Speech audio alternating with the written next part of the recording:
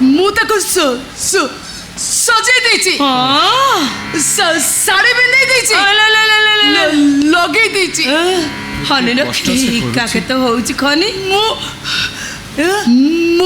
ଉଠା ଉଠା ହିକା କେମିତି ଦେଖା ଯାଉଛି?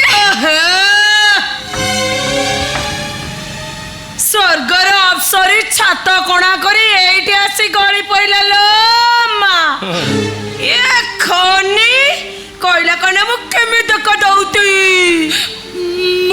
ମୁଁ ଜାଣିଛି ମୁଁ ସୁନ୍ଦରୀ ନୁହଁ। ବତା ତୁ ମୋ ମା କଥା କହୁନଥିଲି, ଶାଢ଼ୀ କେମିତି ଲାଗୁଛି ସେଇ କଥା କହୁଥିଲି। ବାଜେ ବାପା ଆଣିଛନ୍ତି ତ, ମୁଁ ଆଜି ମୋ ସ୍ୱାମୀକି ପୂଜା କରିବି। ଆସ।